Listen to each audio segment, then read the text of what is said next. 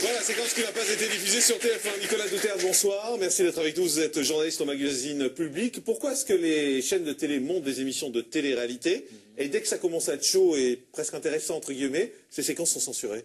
Faut pas oublier qu'il y a des annonceurs derrière, en fait. Les diffuseurs et les producteurs ont l'obligation de faire un programme plutôt propre pour les familles.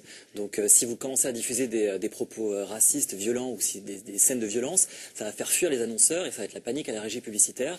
Donc pour que tout le monde garde son calme et que les écrans restent bien en place, il faut faire un programme qui est le plus clean possible. Donc c'est commercial finalement, mais Bien quand sûr. on nous dit on fait de la télé-réalité, bon, on s'attend à voir la réalité. Alors là, quand on nous cache de gros événements comme de gros clashs, comme dans ce qui s'est passé et tout ce qu'on vient de voir, on s'est dit que tout est faussé dans ce qu'on nous montre. C'est de la télé-réalité certes, mais c'est quand même là pour faire de l'audience et surtout pour vendre des biscuits ou des sodas aux enfants, donc il ne faut pas fâcher la ménagère de moins de 50 ans. Ah oui, donc vraiment l'objectif c'est ça en fait, c'est de ne pas déplaire aux annonceurs et de ne pas déplaire aux Dans la publicitaires. mesure où c'est un programme diffusé à une heure de grande écoute et accessible à un grand public, il faut respecter certaines règles. Ouais. Et pourtant, dans l'enfermement, est-ce qu'on peut y échapper à ce genre de situation? Non, Pas puisque vraiment. c'est un peu des rats de laboratoire. On sait très bien que quand on manque d'espace et qu'on est très nombreux, ça finit toujours par éclater.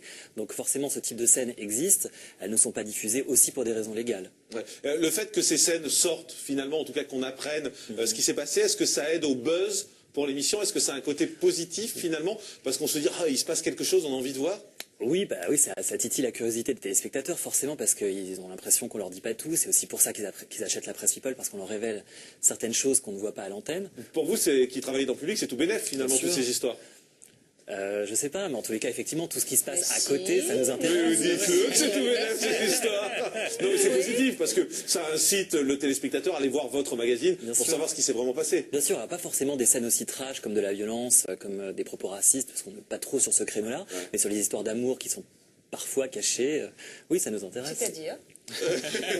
Il se passe de temps en temps des choses dans les toilettes. Incroyable. Merci beaucoup Nicolas Tudor d'avoir été avec nous, journaliste au magazine Public. Merci à Marie Vassili. On était très heureux de vous avoir. Ça c'est votre album et puis on sera avec vous à l'Eurovision. Merci beaucoup d'avoir été avec nous en direct sur ce plateau. On se retrouve demain à partir de 18h40.